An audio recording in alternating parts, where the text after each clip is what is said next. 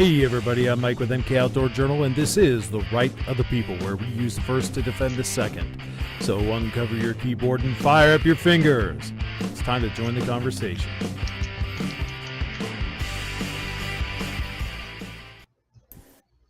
Hey everybody, how are you doing? It is Sunday, the 14th of August, 2022, and this is The Right of the People. Got a lot to talk about, as always. Seems that this is a topic that never exhausts itself, our rights and the fight to keep them. But before we get into that, I want to welcome my esteemed panel here. We have the tactical pickle himself, the one who is stuck behind enemy lines, Calaveras 32 Special. How are you, sir? Doing all right. Appreciate the invite, Budget, as always, and I'm looking forward to the topics for tonight. And here we have the one, the only, the Rich at Unloaded Media. How are you, sir? Hey, how's it going, everybody? Out in the chat, we got Kingpin dropping by early to say yo. And of course, T23 had to show him up by going yo, yo, yo. Recoil 219 was out there. It says he's probably not going to be able to make it because he is unfortunately at his daily servitude. We got Scott79 in the house, as well as Buck, the Tactical Fud. Rich White and Pickle both pulling double duty. Tara Smith's Kitchen, it says ahoy. Well, ahoy back at you there, Tara Smith, and your kitchen. If you're out there and you haven't said hi, sound off so I can say hi back at you. If you have something to say about whatever topics we discuss tonight, please don't be afraid to sound off for that as well, whether in the chat or in the comments if you're watching this on replay. I don't care if you even disagree with me. That's fine. I love someone to disagree with me. That's how I can take my opinion, compare it against theirs, and see if I need to make any adjustments, because maybe, just maybe, they might make sense. That's called growth, folks. Living in an echo chamber, you can't do that. What I don't like is people being a jerk just to be a jerk. If you decide you want to be a troll, my mods or I will throw you right back under the bridge. So, be warned. So, we got a lot to talk about, as I said already. Those of you who have been paying attention for a while may have heard of the horrific incident wherein Alec Baldwin shot and killed a cinematographer on the set of the movie Rust that he was starring in and producing and whatever. And it passed through her and shot and wounded the director. Was it Souza? Is that who it was? Anyhow, Alec Baldwin says, well, I never pulled the trigger. Never pulled the trigger. Didn't pull the trigger. Gun just went off. You know, like liberals like to say that guns just go off because guns are bad, okay? They're evil, inanimate objects that'll just kill you as soon as look at you, right? Well, guess what, folks? The FBI says what we all knew, and that's, didn't happen like that. This piece from, doggone it, this piece from The Truth About Guns by Dan Zimmerman from August 14th says FBI, Alec Baldwin pulled the trigger on the movie set revolver, killing Helena Hutchins. In yet another investigatory coup by the FBI, the Bureau's crack forensic boffins have officially determined what literally everyone else who knows even the first thing about firearms knew almost immediately after the movie set shooting last October. Alec Baldwin pulled the trigger on the revolver that day, killing cinematographer Helena Hutchins and wounding director Joel Souza. Since everything the FBI does seems to be an open book these days, ABC News got its hands on the Bureau's findings. Accidental discharge testing determined that the firearm used in the shooting, a .45 Colt caliber F. Pieta single-action revolver, could not have fired without the trigger being pulled, the FBI report shows. With the hammer in the quarter and half-cock positions, the gun could not be made to fire without a pull of the trigger, the report stated. With the hammer fully cocked, the gun could not be made to fire without a pull of the trigger while the working internal components were intact and functional, the report stated. With the hammer decocked on a loaded chamber, the gun was able to detonate a primer without a pull of the trigger when the hammer was struck directly which is normal for this type of revolver, the report stated. You don't say. It's almost as if guns, especially functional firearms loaded with live ammunition on movie sets, don't just go off, as so many experts in the media are fond of claiming. Then shows a tweet by Ryan Laughlin, says, just in, video from the Deadly Rust film set shooting shows actor Alec Baldwin practicing drawing the gun that went off, killing cinematographer Helena Hutchins. Full story tonight on KOB4. And if you watch this video, which I'm going to go ahead and play it, it's kind of a slow-mo creep up to Baldwin, who then whips out the gun and cocks it with his finger on the trigger. So, yeah, if that's how he was rehearsing, well, you know why he shot Helena Hutchins, right? Of course, everyone knew that Baldwin's heartfelt claim that he didn't pull the trigger that fateful day was utter bullshit, meant to deflect blame and shield himself from civil and criminal liability. What happens next is up to the Santa Fe County Sheriff. The forensic report is part of a criminal investigation into the on-set shooting. The Santa Fe County Sheriff's Office, which is leading the homicide investigation, received the report and other FBI documents related to the shooting earlier this month, the Sheriff's Office said Thursday. The documents have been reviewed by the New Mexico Office of the Medical Investigator, which has classified Hutchins' death as an accident, a post-mortem report obtained by ABC News shows. I think it's bullshit. It's not an accident. It's negligence. What are the odds that Baldwin and or the movie's armorer, Hannah Gutierrez-Reed, will face criminal charges? The local district attorney has yet to make any charging decisions in the case. Detectives are awaiting phone records from Baldwin as part of their investigation, the sheriff's office said Thursday. So the question before the House is twofold. First, does the FBI's findings actually surprise anyone? And second, do you think Baldwin's going to see any bit of accountability for this, whether criminal or civil? Please discuss. Out there in the chat, sound off. Surprise on a scale of 1 to 10 is 0. And before the show, I actually put out there, what's the over/under on Baldwin doing 1 day in jail for murder? My guess is about the inside of the courtroom is the closest he'll ever see. Civil, he may. It depends on if the family decides they want to sue or not. They have a good case for wrongful death, especially with him being the producer of the film. Mm-hmm. He is responsible for everything that happens on that set. Criminally, that's up to the district attorney at this point, and he could always plea bargain it down to a lesser charge, where he may do jail time but not prison time. For those who don't know, there is a difference between jail and prison time. Oh, yes. And you can be in jail, you can be sentenced to a year in jail, but if the sheriff feels that there's not enough room or that you're well enough behaved, he can let you out ahead of time. Yep. There's no guarantee that you're going to serve a full jail cell sentence. Whereas with prison, there is a minimum that has to be served before you can be released on parole. So it's going to be interesting to see where this goes if he manages to plea bargain it down. He could end up just paying a fine even on a plea bargain. So it's going to be interesting to see where that goes. Like I said, as far as what this prosecutor decides they want to do, because right now the ball's in their court as far as the homicide charges. And keep in mind, there's a difference between homicide and murder. Murder generally is intentional. This isn't intentional, so this will be a involuntary or negligent homicide, not necessarily a murder.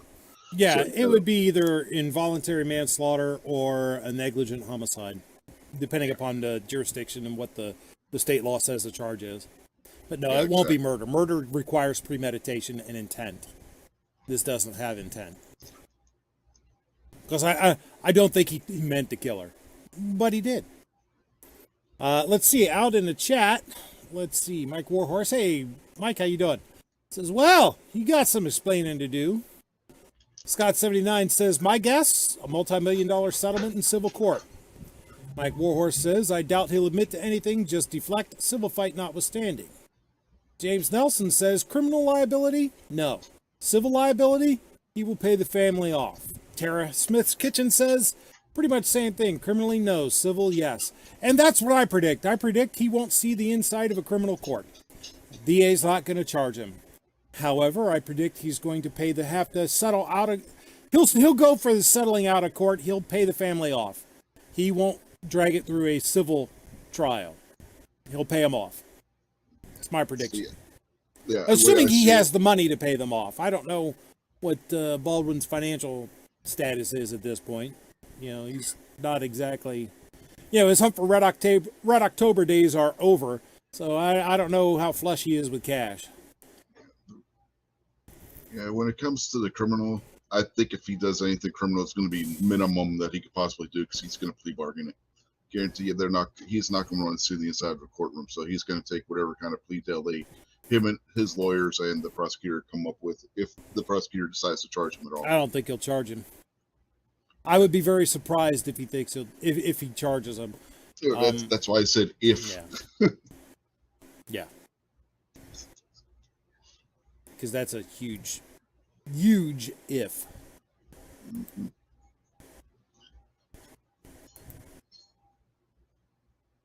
So yeah, it doesn't surprise me that the FBI came back with that conclusion, because we all know that couldn't have happened the way Alec Baldwin said it did. We all, maybe someone who doesn't know anything about guns might believe the media bull that a gun will just go off. Those things are dangerous. We all know better. This right here is what makes a gun go off. As a quick devil's advocate question, they did go through the mechanics of said firearm to confirm that it was non-tampered with, non-modified, just a plain Jane factory firearm, correct? That is my understanding. Okay, because that would be the only from even the FBI's own statement, that would have been the only kind of out that they would have was available was if there was something mechanically wrong, and it would require something fairly significant, but that it would still leave the possibility. Correct. Yeah, when the FBI's forensics team goes over a firearm, they go over it with a fine-tooth comb to make sure there was absolutely no way that firearm could have fired on its own. Yeah. Uh-oh, I just heard somebody hop on in here. Who do we got? We got fellow gun tuber, probably with a bad connection because they're all gray and whatnot. Let me look. So that means it's someone with a crappy internet connection that is lost that hopped in. So I'm just going to go ahead and kick you. Try again. Because, yeah, I don't see any point in taking up a space in the chat, in the panel, if can't hear you, right? Scott79 says, hey, it's dinner, man. Go eat. Yeah, I'll be right back.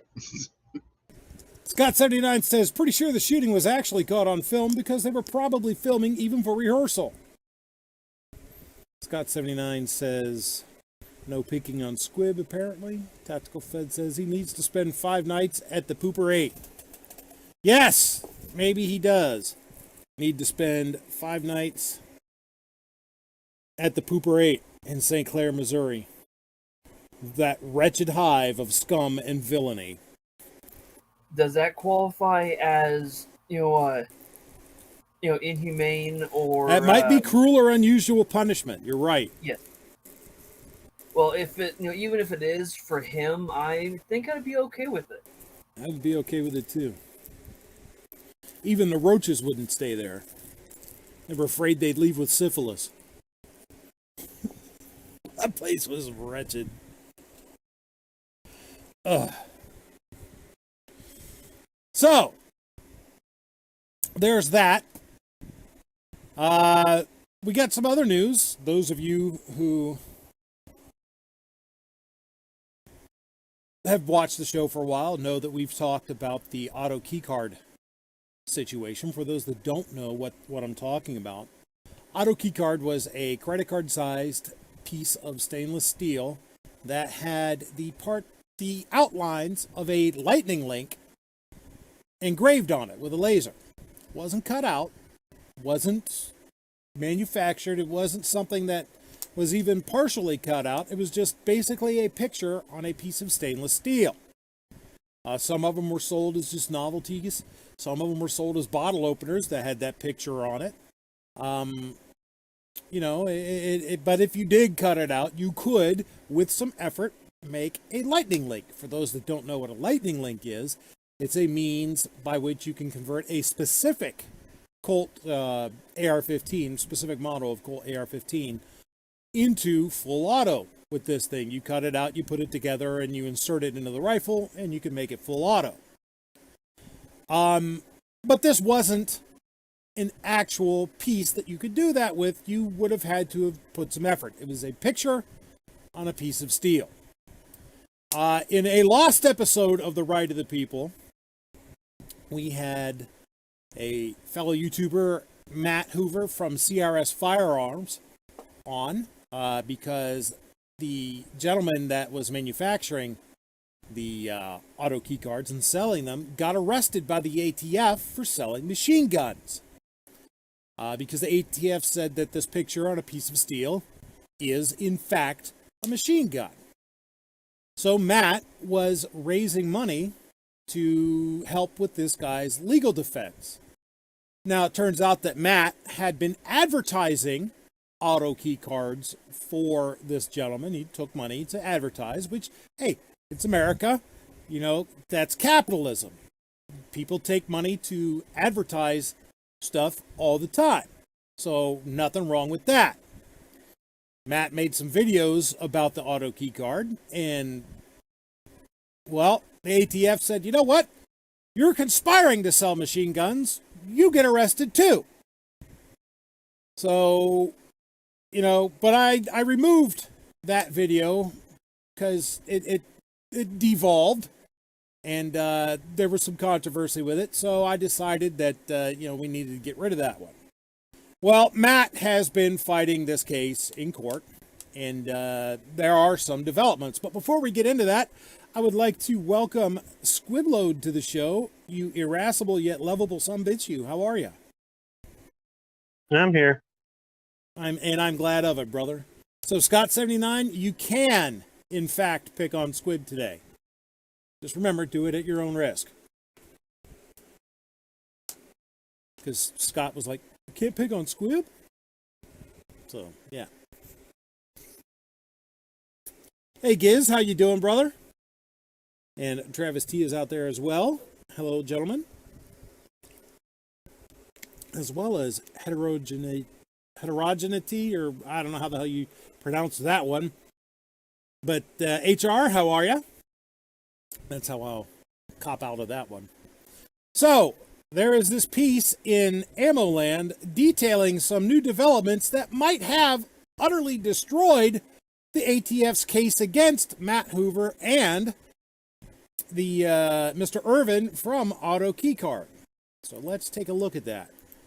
This is from, again, ammoland.com by John Crump from August 12th. Uncovered documents should destroy the government's case in the Auto Keycard saga. Gun Owners of America has released multiple documents that torpedo the government's case against Matthew Hoover and Christopher Irvin in the Auto Keycard case. In March of 2021, the Bureau of Alcohol, Tobacco, Firearms, and Expletives, actually it's explosives, but I'm going to steal a page from Mark Walters' book and call them, you know, expletives, because every time you talk about the ATF, you just want to cuss. ATF agents arrested Christopher Justin Irvin for selling a credit card-sized metal card with an etching of the outline of a lightning link, a device that, when installed in a semi-automatic rifle, allows it to function like a machine gun. Irvin sold the item as a novelty item, though. Sold the item as a novelty item through AutoKeycard.com. Some of the auto keycards featured things such as bottle openers. The ATF claims that the cards are machine gun parts. The ATF claims that, since the auto keycard had a picture of a lightning link drawn onto the metal, someone in theory could cut out the device, bend it into shape, and use it to convert a semi-automatic AR-15 into a machine gun. The Bureau believes that if a device can be used to convert a firearm into a machine gun, the device itself is a machine gun. Of course, the auto keycard is not such a device, but rather a drawing of a device. it cannot by itself be used or installed on a firearm without significant further manufacturing. At the time that Irvin began selling the auto keycard, he contracted Hoover to advertise the product through his popular YouTube channel, CRS Firearms. Mr. Hoover never sold an auto keycard, but instead simply talked about the cards in videos. He did give some away to like subscribers and patrons and whatnot. He did give some of them away. Pardon me. Irvin's company, in turn, sponsored Hoover's channel. After the ATF arrested Irvin, seized his website, and charged him with selling machine guns, Hoover started a legal defense fund for the Florida man. Mr. Hoover was able to raise over $60,000 towards the legal bills of his former sponsor. After Irvin's arrest, Hoover did not advertise the product.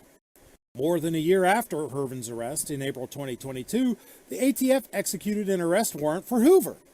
The ATF claims that Hoover conspired with Irvin to sell lightning links.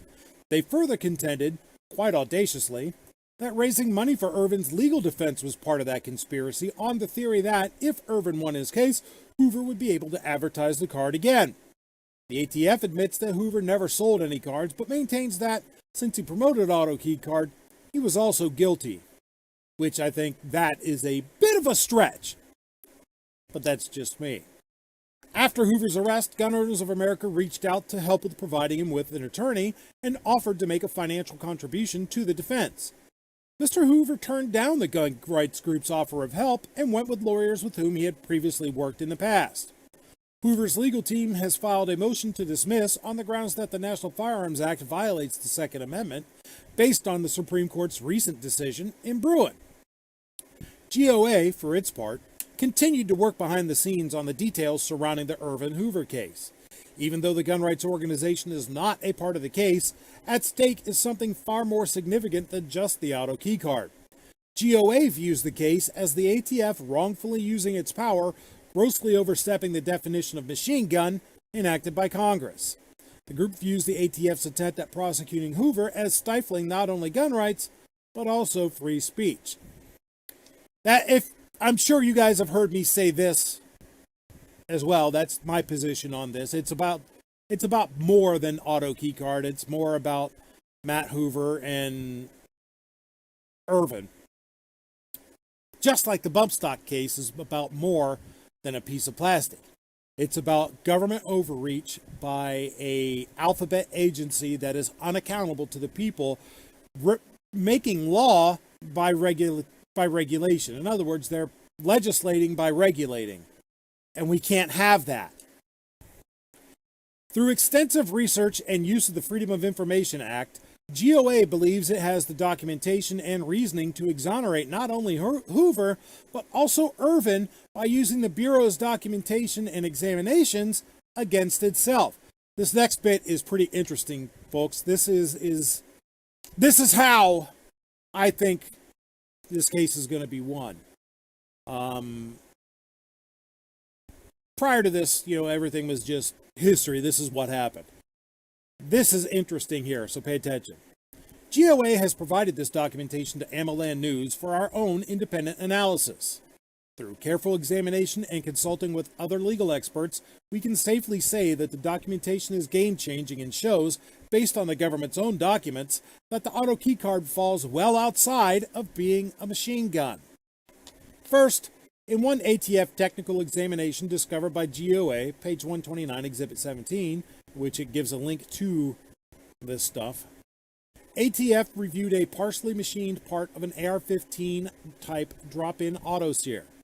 The device had a machined sear mounting body and a small rectangular block of ferrous alloy, and this is the important part, with a sear template adhered.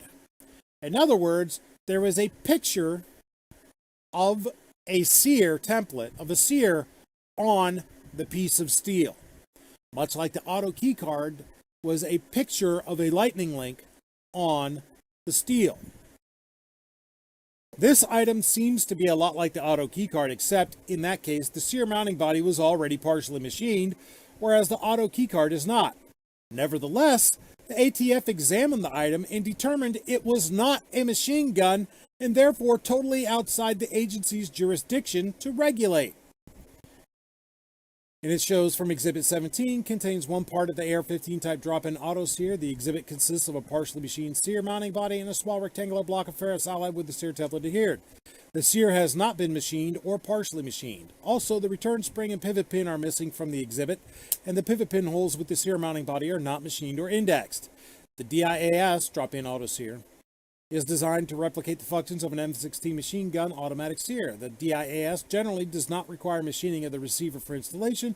With minor adjustment to the mounting body, it simply fits into the rear internal area of the receiver where the M16 machine gun automatic sear would be installed. The sear mounting body and sear together serve no other functional purpose and are therefore a combination of parts designed and intended and solely exclusively to convert a semi-automatic AR-15 type firearm. However, the Exhibit 17 sear mounting body is incomplete and the exhibit is devoid of the sear. Therefore, Exhibit 17 is not a machine gun as defined in 26 U.S. Code. That's an excerpt from the ATF opinion letter on the drop-in auto sear. This item seems to be a lot like the auto keycard, except in this case, the sear mounting body was already partially machined. The ATF examined the product and determined it was not a machine gun. Nevertheless, the ATF examined the item, determined it was not a machine gun, and therefore totally outside the agency's jurisdiction to regulate. And it shows a picture of Exhibit 17, and it shows a partially machined mounting body for the drop-in auto sear, plus a steel block with a picture of a sear attached to it, adhered to it, a piece of steel with a picture on it. The ATF's internal manual itself might free the pair. From page 11 of it, says the NFA manual states that conversion devices are machine guns only if it was designed solely and exclusively to be used to convert a semi-automatic firearm into a machine gun. It further states that the part had to be produced for no other reason than to convert a weapon into a machine gun.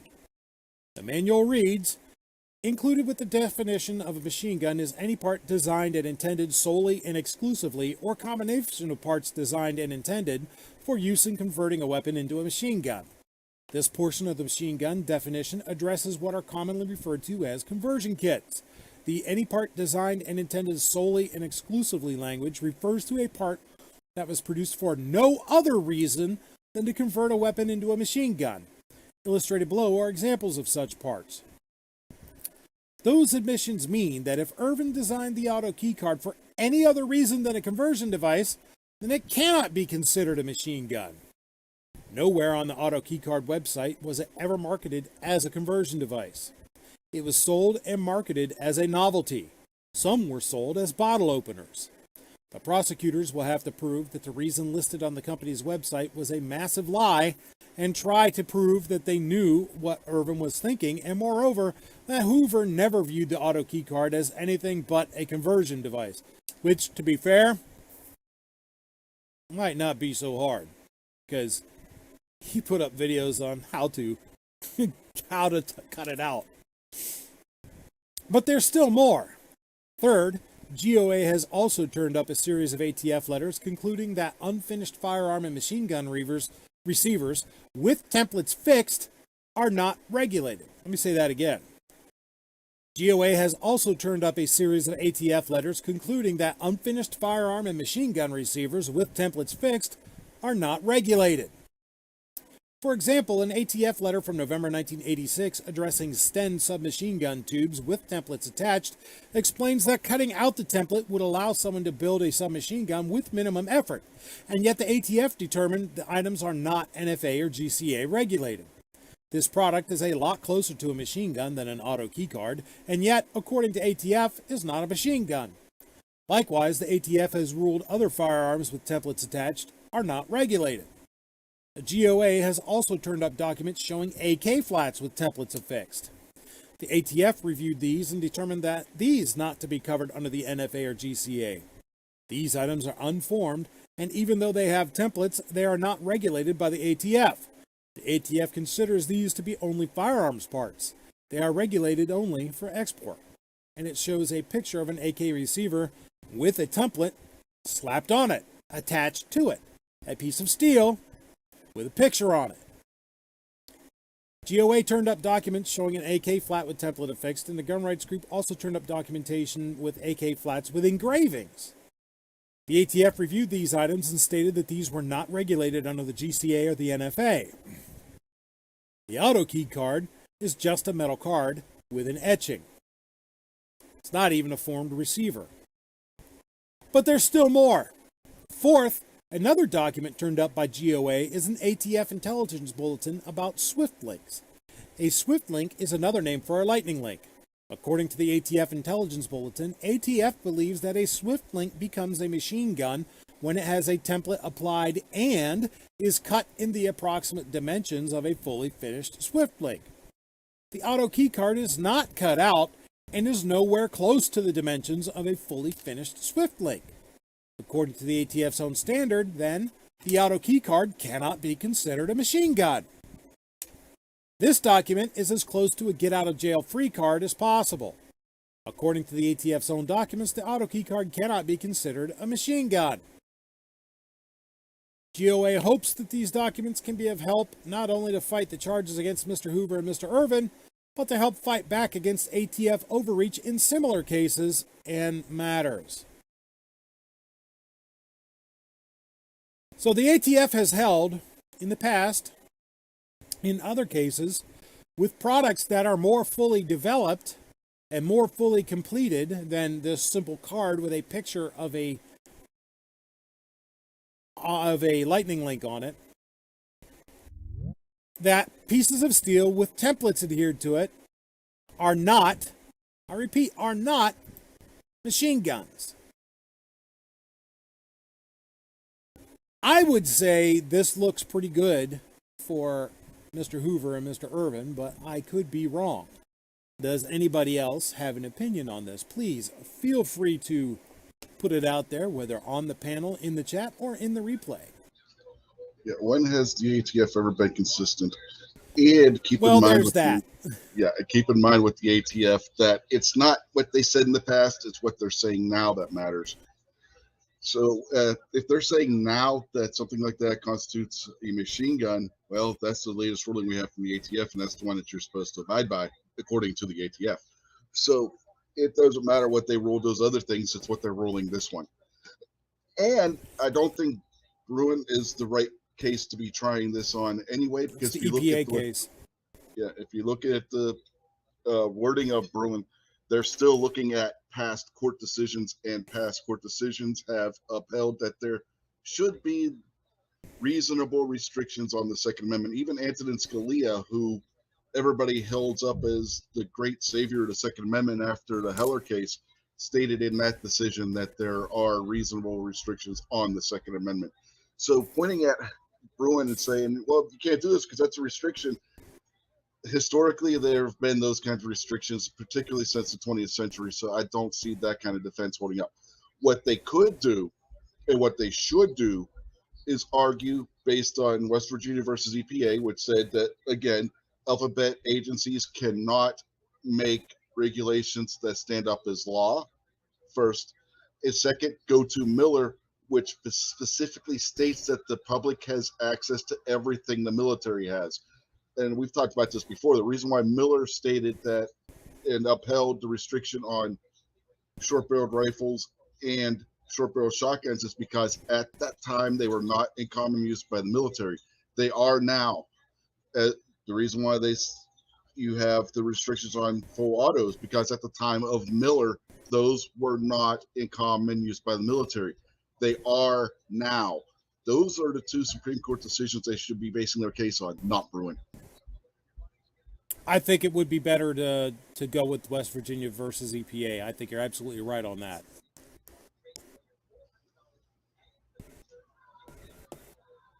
Let's see, out in the chat, they are saying, let's see. Scott says ATF pretty much is screwed by themselves. Kingpin says spend less money pushing the limits, spend that time and money fighting the limits. Travis T says Kingpin, sometimes you have to push them. In this case, they ended up doing both. Early Watch chat says, gentlemen, so back at you, Early Watch. Kingpin says, Travis T, I get it. I think the hassle could have been avoided. I don't need to get locked up to prove a point, but I do get it. Scott says, MK is right. This is about the EPA case and Chevron deference. Kingpin says, Rich, don't say anything bad about Scalia. He is an untouchable 2A hero and super conservative. Or not. No, Scalia was not perfect. He was wrong about some things. He's a human being. He can be wrong. We can all be wrong, except me. But, you know. To anybody out there who... Go ahead, Squib. Sorry. To anybody out there who thinks we should poke the bear to prove a point, poke the bear to get our rights back now. We need them back now. I'm sick of waiting now. I say you lack experience. You haven't been doing this very long. I can tell you that I've been doing this for decades. I've been watching this for decades, and I've seen what works more often than not. Now, sometimes poking the bear does work. It is a rare thing where somebody takes one for the team or is a martyr for the cause. It's a big risk, because if it doesn't work, it comes down on us tenfold. So I prefer the tried and true way, which is you're pacing yourself. This is a marathon, not a race. Those of you who want it to be a race, that right away tells me you haven't been doing this very long. You just want your toy, and you want your toy now, and to hell with the consequences if it doesn't go our way. And I've seen it backfire on them, and I've seen it backfire on us. And maybe you haven't noticed. So I'm not going to support anybody. I don't care if you're my friend, you're in the culture with me, or whatever. I am not going to support you when you want to sprint instead of pace yourself. And you might go, well, we'll never get it then. Or I'll be dead by the time it's... So be it. What were you doing before you got involved? You didn't even care about guns. You didn't know what the NFA was. You didn't know what the Hughes Amendment was. You didn't know what the 1968 Gun Control Act was. Hell, some of you still don't know what any of that crap is when you're out there on your videos and you're spewing all this information that's inaccurate. You know, it's just like some of you think that the NRA was a political organization on day one, and they've always... Wayne LaPierre's been in there since 1880 or something. I lose my patience with you guys because you don't represent me. I am pro 2A. You don't see a lot of gun videos on my channel because I'm not as much a gun guy as I'm a 2A guy. I like my guns and I like what I do with them, and making the same videos everybody else makes just really doesn't appeal to me, and range videos just don't appeal. Watching somebody else do something I can do, why, you know, but there's plenty of you out there that are like, oh, I wish I had a gun. Oh, I wish I had an NFA item. Oh, I wish I could hit the broadside of a barn. Oh, so I guess if you guys have that mentality, I say all those things. Well, I guess. I'm not saying I'm an expert, you know, oh, you can't shoot like Jerry Miculek. Never intended to. You might, but you'll be spending the next 50 years and you'll still never do it. But Ouch. The whole thing is I'm more pro 2A than I'm more of a 2A guy than I'm a gun guy. And I understand the principle behind it. I understand the principle behind this. There are a lot of people rubbing their hands together and licking their chops, and they're so desperate. They're like, yes, this will get us our machine guns and our suppressors. This guy's a hero. He's not a hero. He's not a martyr. He doesn't represent me. If we were sitting around and having a meeting and he goes, what do you think, guys? I'll take one for the team. I would be, don't. Because if this doesn't go right, it's going to set us back even further. There are people who've been working on this for decades before you got your head out of your ass and said, hey, I want to make money off of the Second Amendment, because that's all this guy is doing. That's all he's doing with his whole, you know, we're going to raise money to get this other guy out, and then he gets in trouble. Now, I don't think the ATF is right. I don't think they're right at all with this, but I will tell you that is a device that will make a semi-auto full auto. I don't care if you want to say it's a drawing on a piece of metal. It is something to convert it. I'm not going to call it for what. Just like when you guys go, oh, I have my pistol brace because I hold it one-handed. No, it's because you don't want to pay for a tax stamp. You don't want to get an SBR. That's real reason you do it. There's lots of things. Oh, the solvent trap. Yeah, it's a suppressor, dude. Because I'm not afraid to admit the truth, because I don't break these laws that I don't agree with. I don't agree with them. I fight the laws I don't agree with. Well, yeah, but I want my suppressor now. I want my SBR now. I want my machine gun now. There are ways to do it. Oh, I don't want to do that. That could cost money and paperwork, and they could come into my house. Okay, dude, I don't know what to tell you. It's been like that for a long time. We need it to change. But going out there and doing something that could potentially wreck a lot of people's hard work, decades of work, could potentially embarrass the culture, I'm not going to support you. And I don't really care what you think. I'm just going to call you a noob and move on. You might be going, hey, I ain't a noob. I got into this after Sandy Hook. Yeah, okay, great, dude. Okay, yeah, impress me. You don't. So I don't support this, but I get the whole point behind it. And I can hear the desperation And it's a desperation of people that want these things, not because they want them because it's their constitutional right or anything else. They want them because they think these things are going to make them better or cooler or whatever it is. There's nothing wrong with having a gun for the cool factor. There's nothing wrong with, the Second Amendment doesn't say, oh, well, you can have it only if you have a reason for it. You don't need a reason. You don't need to give me a reason. But I ain't stupid.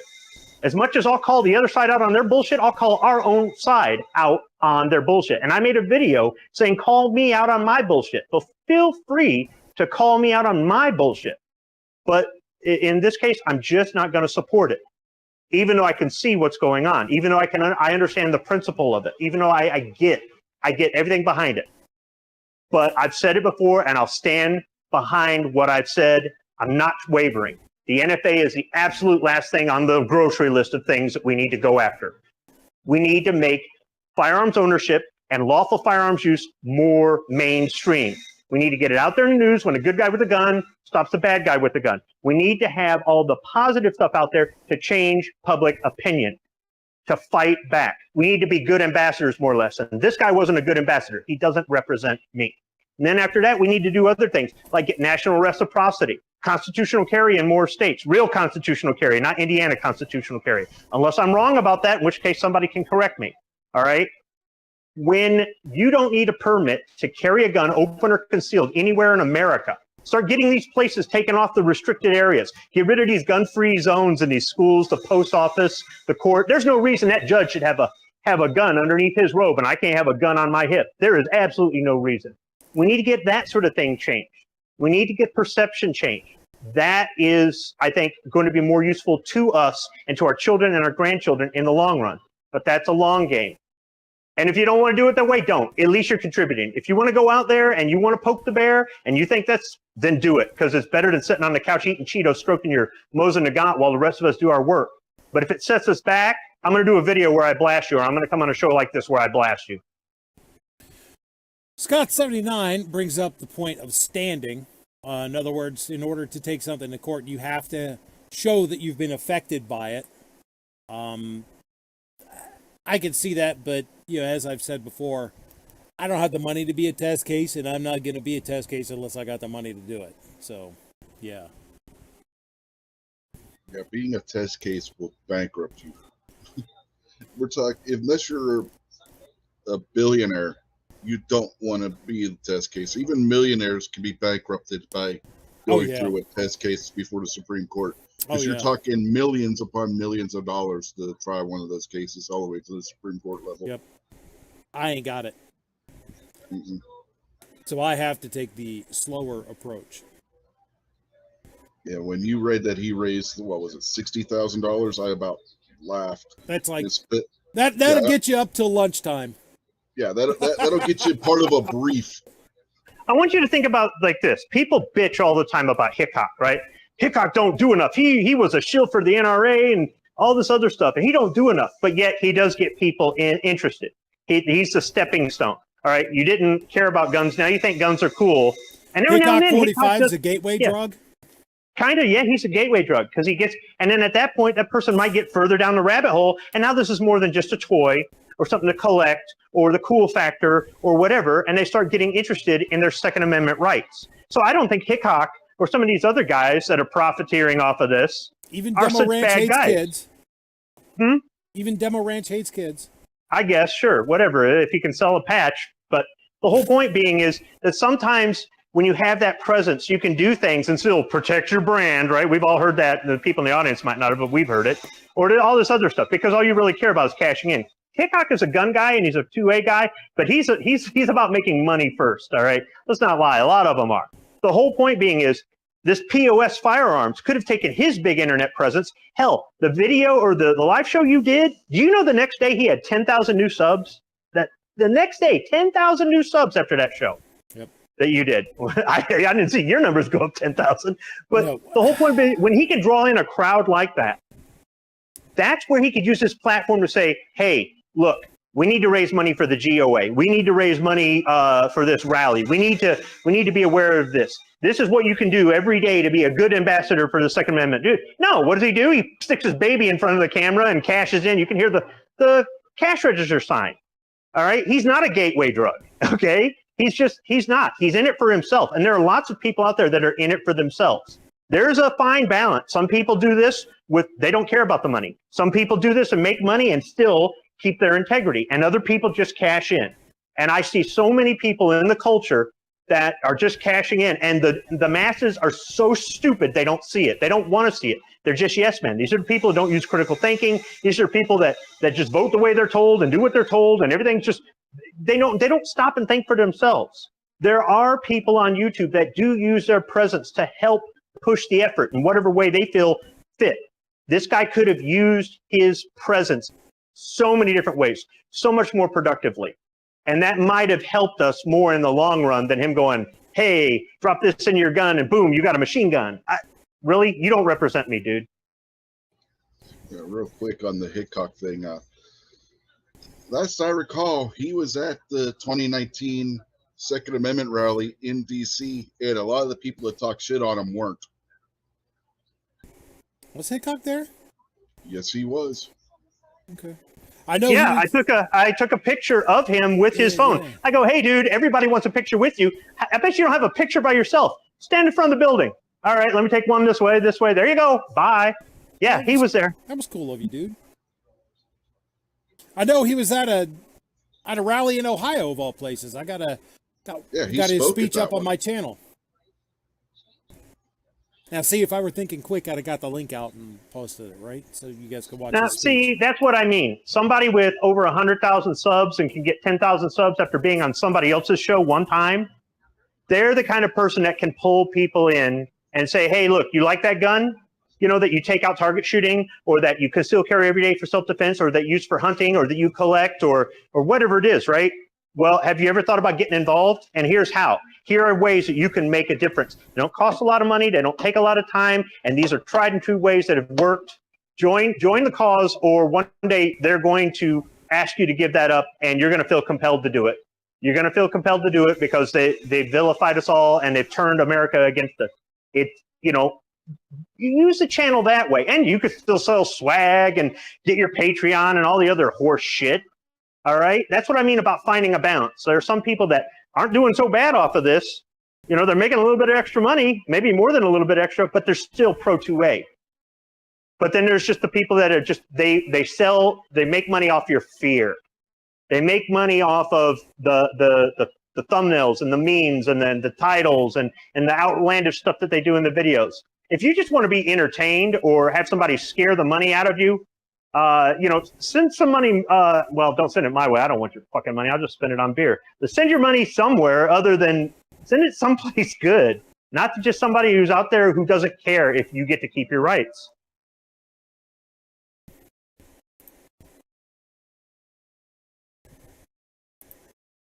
Well, as you can see, folks, there are some differing viewpoints on this issue. I hope, my hope is that this does turn out well. It would be awesome to hit that home run finally to get rid of the NFA and or at least undermine it. You know, I'd at least like to see us get somebody on base, even if we're not getting a home run or hitting a grand slam. But we'll see. To continue the baseball analogy, well, we recently got struck out. This is a piece from BearingArms.com by Tom Knighton from August 10th. ATF wins bump stock ban challenge. Bump stocks weren't on anyone's radar until Las Vegas. After that, suddenly not only was everyone an expert on them, but they were also experts as to just why they should never have been allowed to exist in the first place. So, the ATF rescinded the previous decision authorizing their sale. Suddenly, having one was tantamount to having a machine gun. That led to challenges. So far, the ATF has fended them off. Now they've done it once more. A federal appeals court on Tuesday upheld a 2019 federal rule banning so-called bump stocks, a rapid-fire gun attachment that was used in the deadliest mass shooting in modern U.S. history. The U.S. Court of Appeals for the D.C. Circuit ruled that guns equipped with bump stocks qualify as machine guns, which federal law almost entirely bans. The decision was a setback for the Sacramento, California-based nonprofit Firearms Policy Coalition and other gun rights advocacy groups that had sued to challenge the rule. We are disappointed, but not surprised at the result, said Eric Jaffe, who represents the gun rights groups.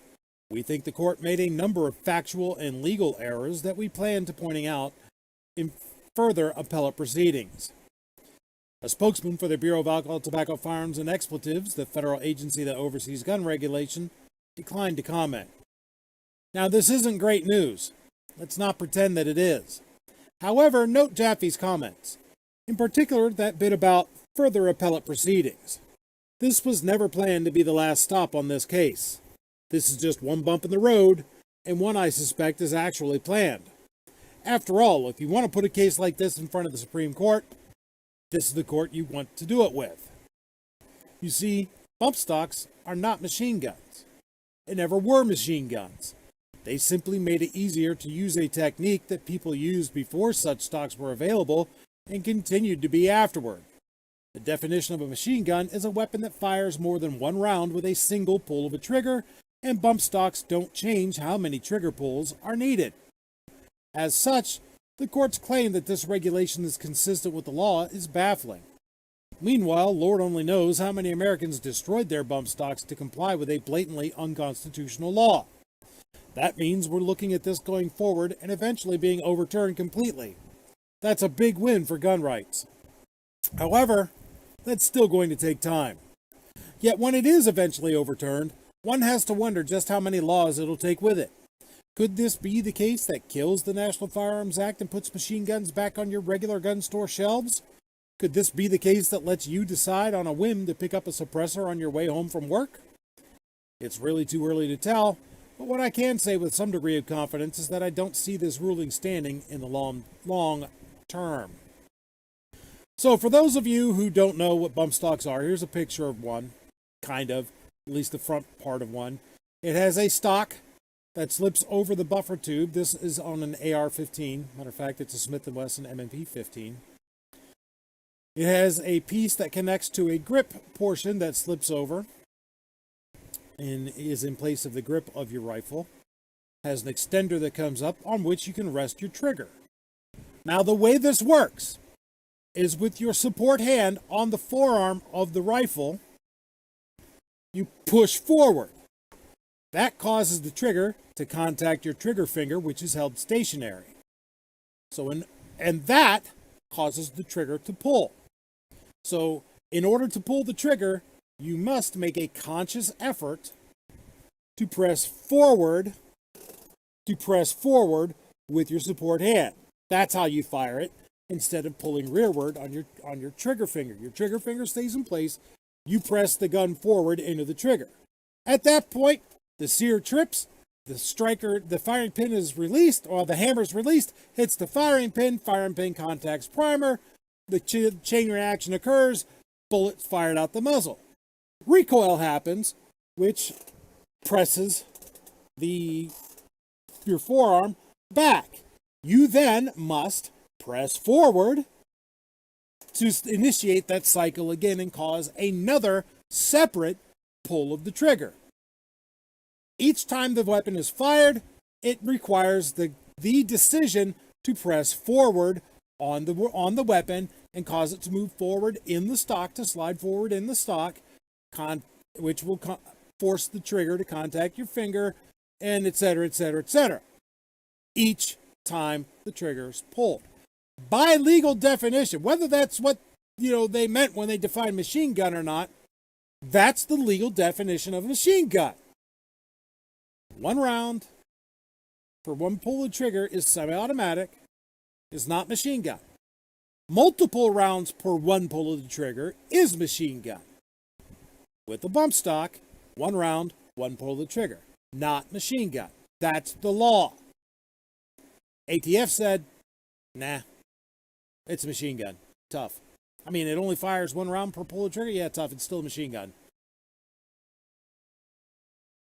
So, this judge said that, no, it fires multiple rounds per one pull of the trigger. You only got to pull the trigger once. Not mentioning that you have to have the conscious decision to put forward pressure on the weapon in order to move the weapon forward within the stock to cause the trigger to function. They said that the recoil makes the trigger pull, which is factually incorrect. Absolutely factually incorrect. All the recoil does is push the firearm back in the stock to allow the trigger to reset, so that your forward pressure on the forearm causes the gun to move, impact your trigger finger, and the weapon to be fired again. Now, does this mimic full auto fire in the sense that it allows you to fire and manipulate the trigger to pull the trigger faster than most of us, except Jerry Michalak, can do? Yes, I guess so. But it's still one pull of the trigger, one round. It is not a machine gun. The ATF, once again, changed federal law by regulation, not legislation. And I think that this case is another one that should be attacked, not by Bruin, by West Virginia versus EPA. What do you guys think? Do you think that they have any chance of getting this overturned on, because the next step is to take this to the en banc DC circuit and see what happens there. And if what should be the right response doesn't happen, then to appeal to the Supreme Court, which may or may not take the case. Well, what do you guys think on this, both here in the panel, out in the chat, and down below in the comments? Let me know. This case may be moot in Supreme Court's next session because they've already agreed to hear or to review one of the cases challenging the bump stocks. Yeah, over there's the another summer case. Recess. There's another case, the GOA case with that Tim Harmson from Military Arms Channel is involved with. Basically, same thing, same case. Yeah. Just different plaintiffs and different circuit. Yep. And the Supreme Court decides that after reviewing that brief, they take up that case and they overturn the ATF's ruling. This case becomes moot at that point because the Supreme Court already ruled on the legality of bump stocks. So it could go either way at this point. But with Bruin and West Virginia versus EPA rulings in hand, there's a good chance that the bump stock ban is going to be overturned. I wouldn't say it's 100% chance, but there's a very good chance. I would probably say maybe 80-20, somewhere in that range, that the bump stock ban gets overturned, just specifically based on West Virginia versus EPA. Now, I'm not saying that bump stocks are useful in any fashion. I'm not saying anything other than a fucking range toy. I don't have one. I didn't have one because, well, I can't afford the ammunition to play with something like this, right? Yeah. I would have got one for a 1022 had I ever gotten around to it. I just hadn't, but I didn't. Yeah. Another thing that irritates me, and this comes from our side. People, NFA gets overturned. That doesn't make machine guns after 86 legal. No. All that does is takes away the tax stamp requirement for ones made before 86. You can already walk into a gun shop, if your gun shop is an NFA dealer, and buy a machine gun manufactured pre-86. If you want machine guns after 86, you've got to get rid of the Hughes Amendment, the FOPA. Yes. And they are not connected laws. The Hughes Amendment to FOPA is its own standalone law. Correct. Getting rid of the NFA does not get rid of the Hughes Amendment. Correct. That is a huge misconception in the gun community, quote unquote. I think that the fact that nobody really knew what these were, nobody cared, and then Vegas happened, whether he used one or not, because all the conspiracy theories didn't help the case to say, hey, bump stocks are legal. All right. And I understand by the legal definition, it does this, just like by certain legal definitions, this item doesn't do this, or this item doesn't do, or this item is for this and not for that. But we know how we use them. All right. People got a bump stock because they wanted a full auto, once again, without a tax stamp, or put it on their newer gun, or whatever the hell it is. And that's great. Great. it was supposed to be something under the radar. But people had to get on social media, stand on a hill with it, and just blast away screaming, come and take it. Well, what the hell did they do? They come and took it. Now, I don't agree with the way the ATF has been doing this stuff. That's one of the biggest things. I'm not so blind. I don't see this stuff, right? Even though I call people bad ambassadors and say that was a stupid move. I understand the ATF is going to ATF, right? But everything that we give them, we hand it to them practically on a silver frickin' platter. Our irresponsibility, our lack of being a good ambassador, things like that. You don't go on social media going, come and get it ATF or whatever. I mean, I just don't. This would probably be a non-issue if we didn't make such an issue over it. It really would. Whether you think a bump stock is stupid or not, I think they're stupid, but I did sign that stupid petition. I wrote a letter. I didn't just copy the form. I actually wrote a letter, didn't swear in it, made sure it was all good and whatnot. The second time around, I didn't. I go, this is ridiculous. We have to do this twice. It is. I put in enough for this crap. I've seen plenty of people out there that were doing all kinds of things. They were swearing in the letters and stuff. The Gun Collective did a video. They did a video on this where they were talking about how many got rejected for this and how many got rejected for that. Bad ambassador. Yep. Bad ambassador. And I'm not saying from time to time catching a crooked cop on camera or an ATF agent undercover or whatnot, if it's real, if it's not been doctored and it's not something that's just going to fearmonger to build analytics so your channel blows up overnight. It's actual real stuff where we catch them, where they're talking about leaked documents, and they really are leaked documents. They're not BS or whatever. This agency has way too much power, more than it was ever intended to have. So I don't agree with that. So anybody out there who thinks that just because I don't jump on the bandwagon with everybody else desperate to get their toys overnight, and Rich brought up a great point, that doesn't get rid of the Hughes Amendment, okay? But the whole point is that I see some of this for what it is. I don't agree with what the ATF is doing. I'd rather fight a case on those grounds than I want my toy and I want my toy now. And that's just mostly what I hear. And it's really hard to support that, or it's really hard to get somebody who doesn't understand anything about guns to understand that when you come from that angle. But when you come from a legal angle and you're saying, how would you like it if agency X, Y, and Z started making laws about this, right? Well, they're not allowed to do that. They've got to vote. I don't know. Let's say, well, kind of like what happened here in Michigan, how the health department was overstepping, or the governor overstepped her bounds as far as her ability to shut down certain things in the state because of this emergency that was not an emergency. So what does she do to work around it? She just handed it over to the health department and made them manage it. And they were so understaffed they couldn't really do it.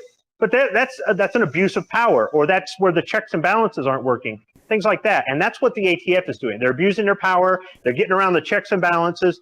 If Congress makes this a law, they make it a law. Fine. Whether we like it or not, they made it a law. But until they do that, the ATF shouldn't be doing this. No. And that's really the standpoint. So when you talk about these cases and you bring up that, I think that is being a better ambassador than just saying, come and take it, and this gun is so cool, and you should have one too, so you could be cool and all that. That's not helping our case. You know what I mean? Yeah, absolutely right. Yeah, real quick, I gotta jump out. I gotta get ready to get my show on. So I'll catch you later, Mike. Thanks for the invite. All right, man. You have a good one. Yeah. Later, Squibby. Speaking of federal agencies, we got one that's fixing to grow, folks, and I'm concerned that it's going to be turned towards us. Not necessarily us as individuals, but us as a community. Talking about the Infernal Revenue Service. This is a piece from Breitbart. IRS job listing: special agents must carry a firearm and be willing to use deadly force. For those who don't know, in the budget bill that was just passed, there is a provision to expand the Infernal Revenue Service by 87,000 people. But nothing for school security. Because, the federal government increasing revenue is far more important than protecting your children, despite how, they scream that they want to infringe on your rights to protect the children. Funny how that works, right? Anyhow, A job listing for the position of IRS Criminal Investigations Special Agent stresses that applicants must carry a firearm and be willing to use deadly force in order to carry out their duties. The job listing says, and it has a link to the job listing, as a special agent, you will combine your accounting skills with law enforcement skills to investigate financial crimes. Special agents are duly sworn law enforcement officers who are trained to follow the money. No matter what the source, all income earned, both legal and illegal, has the potential of becoming involved in crimes which fall within the investigative jurisdiction of the IRS criminal investigation. Because of the expertise required to conduct these complex financial investigations, IRS special agents are considered the premier financial investigators for the federal government. It goes on to describe special agent major duties, which include carrying a firearm and being willing to use deadly force if necessary. Applicants for the special agent position must also be willing and able to participate in arrests, execution of search warrants, and other dangerous assignments. Breitbart News reported on June 19th, Representative Matt Gaetz's, Florida, concerns over the IRS's purchase of approximately $700,000 of ammunition between March and June 1st of this year. Gaetz said there is concern that this is part of a broader effort to have any entity in the federal government buy up ammo to reduce the amount of ammunition that is in supply, while at the same time making it harder to produce ammo. On August 3rd, Breitbart News reported a tweet by Representative Lauren Boebert, Republican, Colorado, in which she echoed Gaetz's concern over the ammo purchases. The Internal Revenue Service bought nearly $700,000 in ammunition earlier this year, which begs the question, why do their agents need guns and do their job, and who are the IRS arming their agents against? So,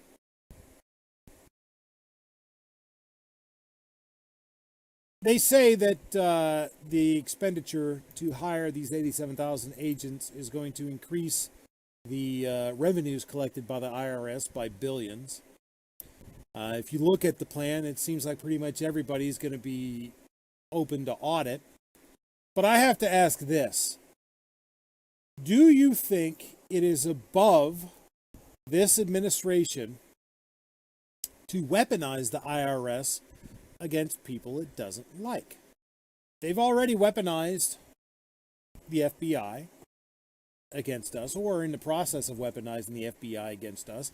Remember last week we talked about the new FBI watch lists of militia violent extremists. If you have stuff like, this Gadsden flag, or Molon Labe, or the Second Amendment stuff, or anything that they don't like. Do you think it's above them? Do you think they are above weaponizing the IRS to go after mom and pop gun dealers for any and all teeny tiny errors that they might make?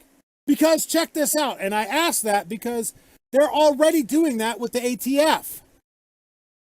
There's a piece, which I wasn't going to go into immediately, but we'll go into it right now, and then we'll talk about both the IRS and this next piece.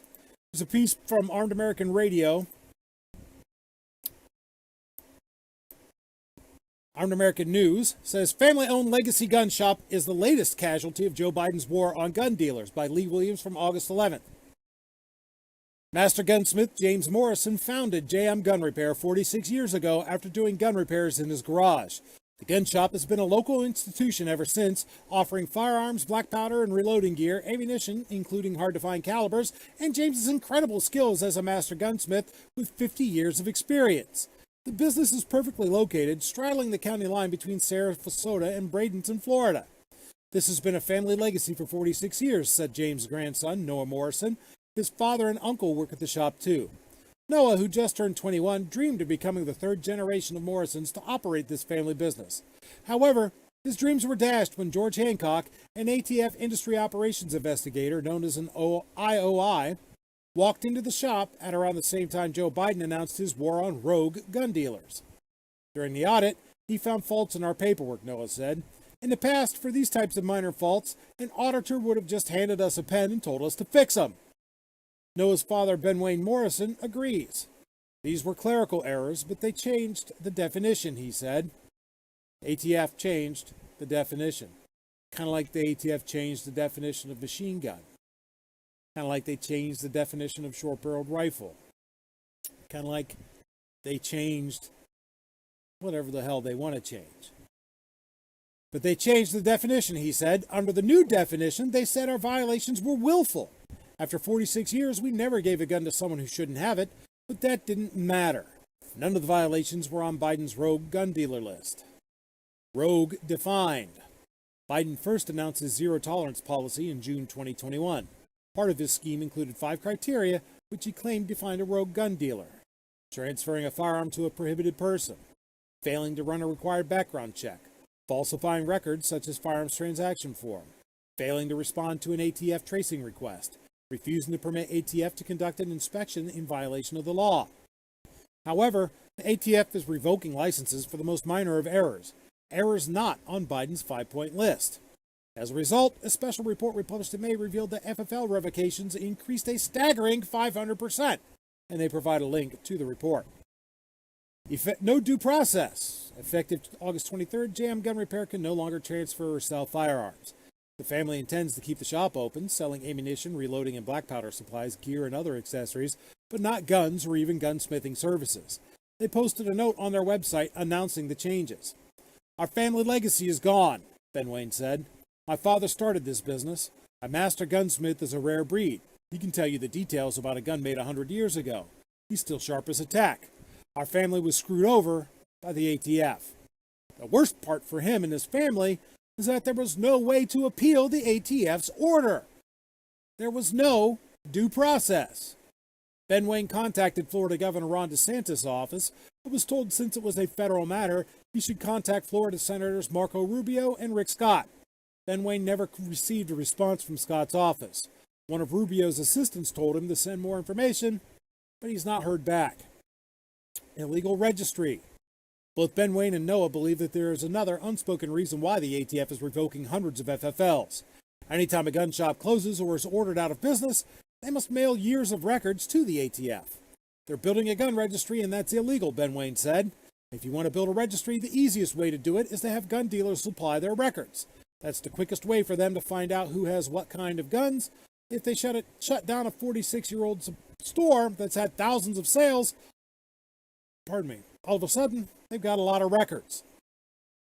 Neither Jason Medina, Public Information Officer for ATF's Tampa Field Division, nor Aaron Gerber, the division's Director of Industry Operations, returned calls seeking comment for this story.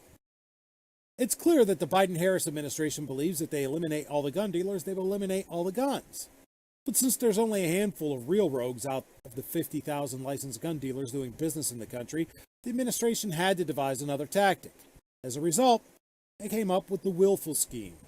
Now, even the most insignificant clerical error is a willful violation, which means a dealer is a rogue and their license is quickly revoked. The ATF was happy to play along since they've always been more than willing to bend over for the White House, regardless of the constitutionality of the request. Like Donald Trump's request to ban the bump stocks. The two hallmarks of the Morrison family business have always been safety and family. Ben Wayne used to train Boy Scouts. His father taught hunter safety classes. They educate every first-time gun buyer before they leave the shop. My parents could have retired years ago, but they wanted to keep the business going for their children and their grandchildren, Ben Wayne said. It's frustrating to me now my son Noah is old enough to be part of the family business, but he can't. We've always been a law-abiding shop. We've done our best for nearly half a century to educate the public and keep the public safe. So if they can do this to us, they can do this to anybody.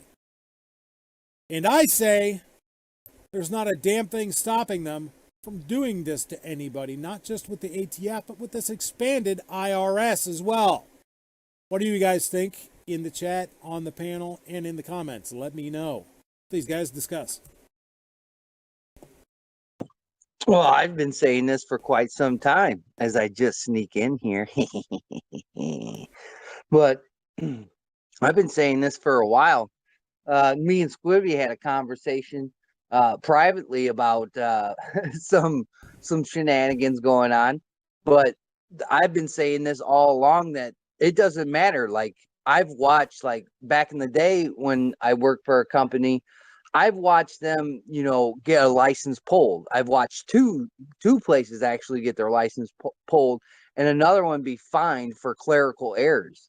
These people are correct, and that's a travesty, and it for people that like, oh, we should get an FFL. You should really hold on to that and maybe not do it, because it was clear when the Gun Owners of America, leaked those memos where they were creating a registry. They were creating a searchable database. And that's what happens to FFLs now. It used to be like 19 or 20 years, you could destroy 4473s, but now you cannot. You have to give them up. Even, you have to show them when they're requested by these agencies. And if you close your doors, you have to send it to them. There's no ifs and there's no ands and no buts. You cannot destroy this stuff anymore.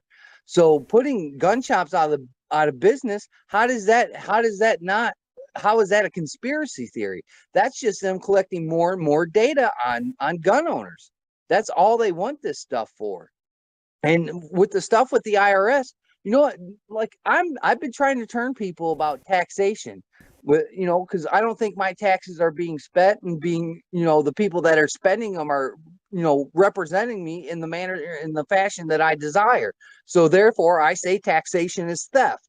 My taxes should not go to the Ukraine. My taxes should not go to other countries. My taxes should be paid for things that need to be done around this great union that we live in. And that's why I say taxation is theft. And I'll continue to say that, and I'm not going to leave this country like other YouTubers told people that have this thought and mentality to do. And it's point blank and simple. But what you have to understand about the IRS, they're in the business of auditing you, and when they find something wrong, they take your assets. So put your tin caps on, your tinfoil caps on, because your guns are your assets, and your guns are your property. And your guns, some people say, well, my guns are an investment. Guess what the IRS does? They take your investments. They freeze your bank accounts. They take your money. And if you can't beat the case, they take everything that you own until either the debt is paid off or you're broke and sitting in the streets with a cup. This is egregious. We're going to add 87,000 new agents, but we won't put people on a either border, whether it be Canada or whether it be Mexico. But we sure will give, billions of dollars to this agency that I think is unconstitutional in the first place. This is what this country has found. Have we forgot about the Boston Tea Party, where they dumped a bunch of tea in the harbor in Boston because of taxes, because taxation without representation? We have representation now, but they're spending our tax money on this. This is not what my money should go to. My money should go to other things like helping veterans, helping communities, helping states get off, natural disaster catastrophes. Not this, not arming and weaponizing these people. And you cannot say they're not being armed. I don't care what any liberal or left-leaner or right or person in the middle thinks and says, well, they're not being weaponized. Yes, they are. It says it on their little application. They bought 700,000 rounds of ammunition. I don't even think in my lifetime I bought 700,000 rounds of ammunition. Maybe not even close to that. But in the end, what are we going to do? Are we going to sit here? That's not 700,000 rounds of ammunition, Recoil. It's more rounds of ammunition than that. That's $700,000 worth of ammunition. Well, whatever. Yeah, I stand corrected. But again, haven't we seen? Look what they're doing. Look what they do to each other in Congress with these agencies. Oh, we got to investigate this person. Oh, we got to investigate. If you don't think the government weaponizes these agencies, whether it's against political opponents or some citizen that, got a raw deal and got off on some technicalities, or they beat the system and they continuously go after them, you're living in a la-la land.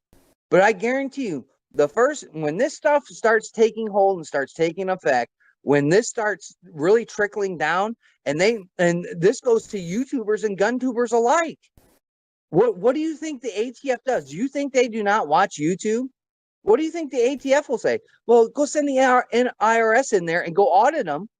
And when you audit them, we'll seize their firearms because of red flag laws. This is all connected together. And if you can't see that, I don't know what else to tell you. But it's suspicious to me. I think it's not needed. I think the tax code needs to be rewritten. But so we're going to rewrite this tax code with 87,000 new agents to what? Take people's assets? I mean, for Christ's sake, people own property, but you still have to pay a tax on that property. So technically, you don't own that property. Nope. And guess what the IRS will do? They'll put a lien against it, or they'll take your property. Pisses me off too. I spent a good part of my life savings to pay off my house and own it free and clear, but it's not really free and clear. I got to pay taxes on it. It sucks. Exactly. Or they kick my ass out. And that's where I talk about freedom. That's where I talk about taxation, because the notion and the words that came out of people's mouth, you will own nothing and you will like it and you'll have to tolerate it. And that is not fair. And that is not fair for each and every American. I don't care about your race, color, or creed, or what side of the political spectrum you stay on. I don't care. The stuff that you own is your stuff. It's never been the government's. It's not the government's responsibility to take that stuff. And that's where I stand. This is your stuff. This is your land, that you own. This is the stuff that you have accumulated to either help your family down the road when they get in the binds, or create an investment so you can retire happily on these properties and with the little toys that you own. Because I've seen businesses in my own town in local news be audited by the IRS, shut down, and they take all their stuff, they sell it off, and guess where that money goes? It does not go to anything but that agency. Yep. That's right. Remember, the IRS has already been weaponized. It was weaponized against the Tea Party. They shut that down through the IRS by refusing to recognize it as a political party, as nonprofits and whatnot, and monkey with its tax status. So it went away. It's already been done, folks. You don't think they'll weaponize the IRS against you? Because they don't like your opinions? You don't think they'll weaponize the IRS against mom and pop gun dealers like they are the ATF? They'll hit them with the double whammy. The ATF, well, if their stuff's perfect on the ATF record keeping, they'll go in with the IRS. And with 10,000 pages of tax law, they're bound to find something that they can use to find them out of existence. They'll do it because they hate you. That's what Kingpin used to say. And for all I know, still does. They hate you. Here's some more proof. Because this is one of they. Old Beto O'Rourke just made the news. This is in a piece from Breitbart. Beto O'Rourke calls audience member motherfucker for laughing at his AR-15 hyperbole. Texas gubernatorial candidate Beto O'Rourke called a campaign rally attendee a motherfucker Wednesday after he laughed at O'Rourke's hyperbolic description of the AR-15 rifle.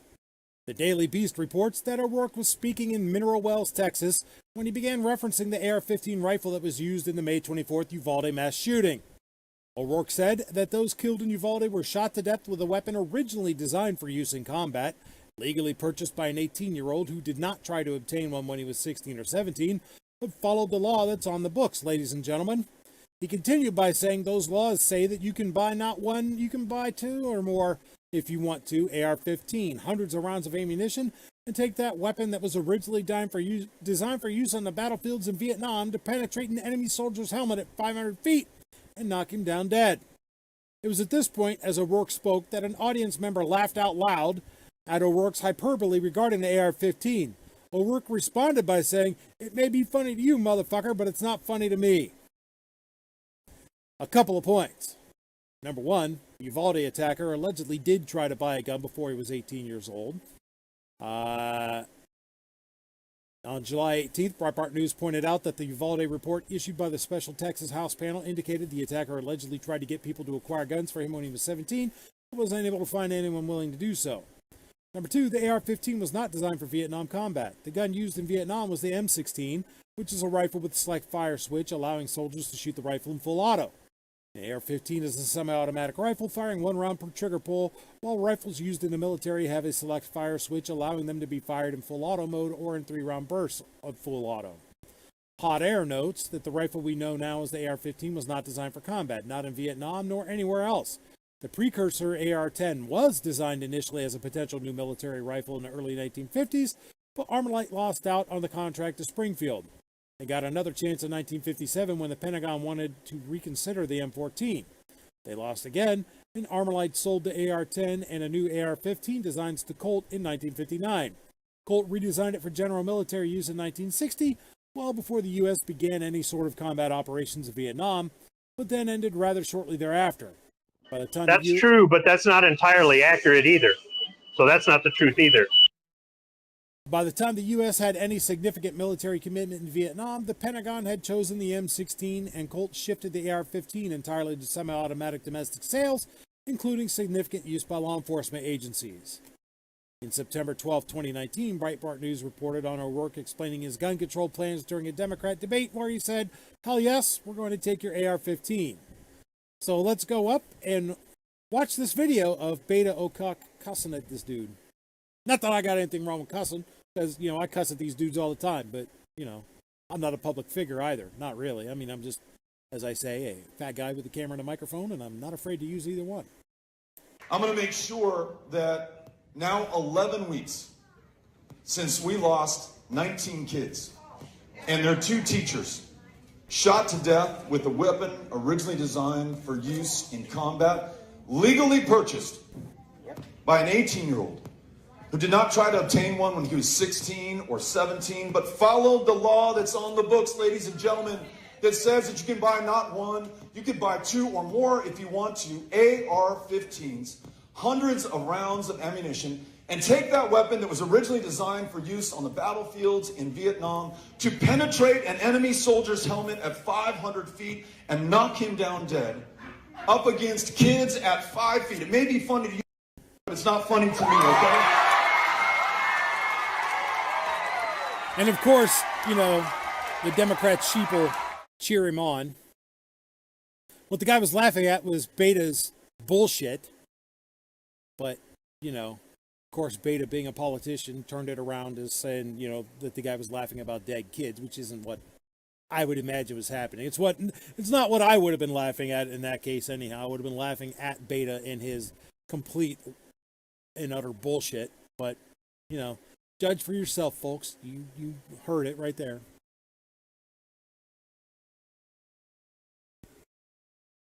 Scott79 says his speech reminds me of a religious zealot. Well, yeah, gun control is part of the religion of the left, because part of the religion of the left is control. And remember, folks, gun control is never about the gun.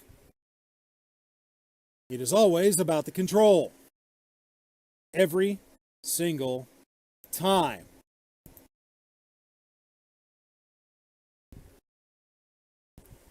Let's see. Dale Holshoe says the IRS has no legal jurisdiction. We have to dig deep here. If you do a Freedom of Information Act on your IRS master file. Yeah. Good luck with that, because the IRS will put you in jail if you do something they don't like. So, yeah, that's how they got Capone, was tax evasion. But, I think Beto O'Rourke, as well as the IRS and the ATF, are just downright stupid. Speaking of downright stupid, Add another tale of stupidity in this tale of stupidity in this episode of Moron of the Week. All right, folks. First up in Moron of the Week, we got this piece from Breitbart. I've been doing a lot of Breitbart this week. They had the good stories. NPR scolds mother who bought gun for protection in high crime city. Why not just call the police? NPR reporter Scott Simon spoke with a mother who said she bought a gun for protection in Aurora, Colorado, and he asked her, why not just call the police? The mother, Mashika Gaddis, told Simon she bought a 9mm pistol because she's a single mom home alone at night with her 8-year-old son, and she's pregnant with another child as well.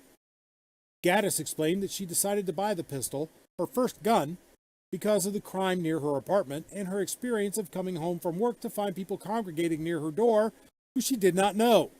She said, so there was a couple of nights where I'd come home and there would be people in the hallway, like really close to my door. The way my apartment building is set up is if you don't know anybody up there, you shouldn't be upstairs. There were a couple of nights I felt like I probably needed some protection or probably should have let somebody know I was going in late. But I didn't think about it until there were people standing way too close to my door. Later in the interview, Gaddis noted, I stay pretty close to a high school that actually had a shooting sometime this year. Then there's someone that, rides through the neighborhood and they just let off shots. You can hear gunshots every night. Simon asked her what would have to happen in order to spur her to grab the gun and use it in defense of herself and her son. Gaddis responded by suggesting she would grab the gun if someone was kicking in her door or if she heard the little bell on the back of her apartment door ring. Simon responded by asking, why not just call the police? Gaddis noted that she's had to call the police in the past, and the dispatcher asked her so many questions that the time it took to answer the questions, in addition to the time it took police to arrive, was just too great. She stressed that the moments she spent waiting were time in which she was vulnerable. And I agree with her. But here's another reason why she should buy a gun instead of just call the police. Not that you shouldn't call the police, you should. But because she wants to own one. Period. She has the right to. So Simple Simon is the first contestant on Moron of the Week. And unlike last week, this week there is another. This is a piece from Bearing Arms. Anti-gun group apparently doesn't know what words mean, by Tom Knighton from August 6th. Following the shooting in Newtown, a lot of new anti-gun groups popped up. It's hardly surprising, after all, since that's kind of what happens. Yet most of the groups that pop up don't really make much of an impact. In fact, you probably never hear of them. At least, not unless they do something really stupid. Which is kind of what the Newtown Action Alliance did on Thursday. That's when they tweeted this gem. From the Newtown Action Alliance, an individual right to carry a gun was never in the Second Amendment, and yet activist Supreme Court justices have gifted the gun lobby with the Heller and Bruin decisions. It's time for the Senate Dems to end the filibuster to expand the court to restore balance. An individual right to carry was never part of the Second Amendment? What dictionary are they using? I ask because, in all of mine, the word bear includes the definition that means to hold or carry something. So when the Second Amendment reads the people's right to keep and bear arms, it actually says the right of the people to keep and bear arms. It actually does include the individual right to carry a firearm, or any other kind of weapon you care to name, really. Of course, let's also remember that these people also seem to think that ending the filibuster will have some kind of impact on a Supreme Court ruling on guns. It's as if they're so clueless as to what words mean that they can't comprehend the basic functions of the branches of our government. And again, that's probably it. In fairness to Newtown Action Alliance, they're not saying anything that the rest of their side doesn't believe. They're just the ones who had the misfortune of tweeting it where I could see it. The truth of the matter, though, is that so many of the people who make up these groups are also the kind of people who don't believe in objective reality or that words really have any specific meaning. They're more than willing to decide things mean what they want, rather than what they actually mean. Like the word bear, for example. How many anti-gunners claim you don't really have a right to carry a gun? Tons of them. Yet look at the very plain text of the Second Amendment for a minute. How can you read right to keep and bear arms and not see it as actually carrying a gun? And again, we shouldn't be surprised. These are often the very same people who get tripped up by the phrase shall not be infringed as well. They somehow think it's invalidated by the opening clause. But Tom, don't you guys ignore the whole well-regulated militia thing? No, we don't. We just recognize that definitions can drift over time, and in the 18th century, well-regulated meant properly functioning. Yet since that time, while bear has dropped out of favor a slight bit as a preferred term for carrying something, that definition hasn't disappeared entirely. It's still in use to this day and age, though to a lesser degree than in the past. Further, even if that phrase meant the same thing then as today, it doesn't invalidate the people's right to keep and bear arms shall not be infringed. In other words, we recognize that words matter and have definite, objective meanings that should be respected. Those definitions don't change based on political expedience, and anti-gun folks would do well to remember that. So, Nasty Newtown, you guys are the other contestant in Moron of the Week. So there we go, folks. Who do you think should be the Moron of the Week? Is it Simple Simon or Nasty Newtown? Go ahead and vote out there in the chatteroo. Speaking of voting, how do you vote, Ro? Should it be Simple Simon or Nasty Newtown? Well, I don't pay attention to Newtown anymore, but those people that shit on that single mom, shame on them. So, Simple Simon is Recoil's pick for Moron of the Week. What about you, Squib? Newtown, they're just always trying to find a way to stay relevant. Never let a good atrocity go to waste, right?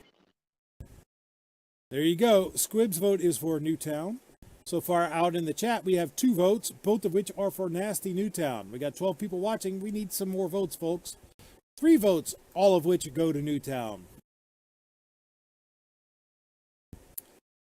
So Scott says 99% of the time the cops show up to clean up the mess and take a report. Yep. That's exactly it. We got 12 people watching and only 3 votes, folks. Come on, man. We need more voter turnout. Voter apathy is what's going to cost us our country. So get out and vote. And start voting right here. You're sitting there. Just click one of the tabs on the poll in the chat. That's even easier than going to the polls. 4 votes, all of which are for Newtown.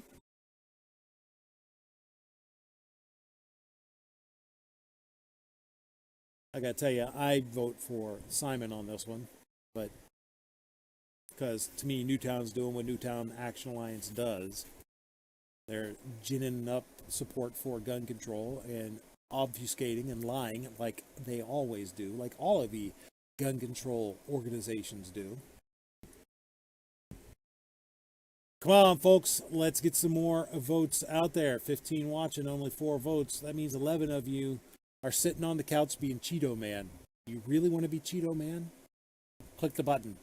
Cast your vote. Let your voice be heard. 5 votes, all of which go to Newtown. While you're waiting for the votes to come in, I wanted to kind of comment on the whole ATF IRS is out to get you thing. Sure. Yeah, I agree with you guys on some things, and I can see your point, but on most of it, I don't agree with you. Okay. That's all. You're allowed to disagree. That's okay, man. It's all good, Look at brother. this, we can disagree and still be friends. That's Now, right. if we could just do that in Capitol Hill, let's all kumbaya. Oh, whatever. Yeah, no, those bastards want to kill us all. Or at least kill our rights. I do have to question what they have planned for us that necessitates us being defenseless. I definitely have to question that. Speaking of question, I can only question why there are only 6 votes out there with 12 people watching. It's only 50% voter turnout, but, you know, really that's probably better than the actual voter turnout, isn't it? All of which are for Nasty Newtown. I'm beginning to wonder if we are using Dominion machines here to calculate the votes. 7 of them, all for Nasty Newtown. Like Warhorse says, I want to vote for Baldwin, IRS, FBI, DOJ, and a few others as well. He says, though yet again, they're all good examples. 8 votes, all for Newtown. So, you know what, folks? I think 9 votes, all for Newtown. Holy crap. Yeah, I think we're going to go ahead and call this one for Nasty. 10 votes, all for Newtown. Yep. Newtown Action Alliance. You are the morons of the week. Of Moron of the Week. Now, why is this not resetting like it's supposed to? Because this is supposed to reset. there. And there we had another tale of stupidity in this week's episode of Moron of the Week.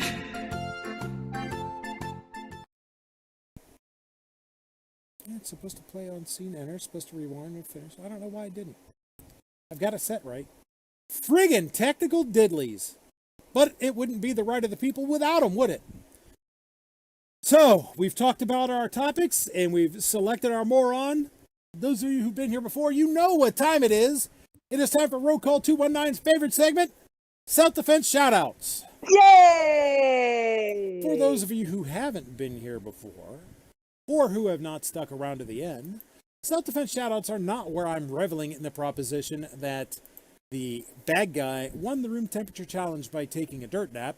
It is where I'm instead reveling in the proposition that the good guy had the means, method, and opportunity to keep the bad guy from making him do the same. First up is this piece from Bearing Arms from August 13th. Armed Amazon driver defends himself, now out of work. You can't buy everything on Amazon, but close to it. That includes stuff for gun nuts. While they don't sell firearms, they do sell a lot of firearm accessories. They make a lot of money off gun folks, particularly those looking for the best price. The fact that they sell that kind of thing shouldn't be taken as any endorsement of the Second Amendment or lingering pro-gun sympathies at the company, though. No, they like the almighty dollar plenty, but they don't care for people actually using the guns they buy accessories for. Worse, though, they'd rather their own drivers be dead than defend themselves. An Amazon delivery driver is not facing any charges after he shot a knife-wielding man on Sunday. The driver, Gino Grove, was out on his route when the suspect, Christopher Roberts, walked up to him with a knife, according to Middletown police. This is here in Ohio. Obviously, he was in fear, explained Middletown Police Chief David Burke, so, in defense of himself, he was able to discharge a firearm, striking the individual in the leg area. The police report shows Roberts was suspected of being under the influence of drugs when he confronted the Amazon driver. Officers were investigating the shooting to determine if it was done in self-defense when Roberts walked out of the hospital, the chief explained. Him walking away from the hospital kind of helped clarify the situation that the Amazon driver, Burke says. Grove says he's been deactivated as a driver by Amazon and, as of now, is unsure whether his employment stands as a delivery driver. He must be like doing the Amazon version of DoorDash, being a kind of a not working for Amazon but a contractor. In other words, he used a gun to defend himself from being killed, and Amazon dropped him as a driver. Tell me again how this is right?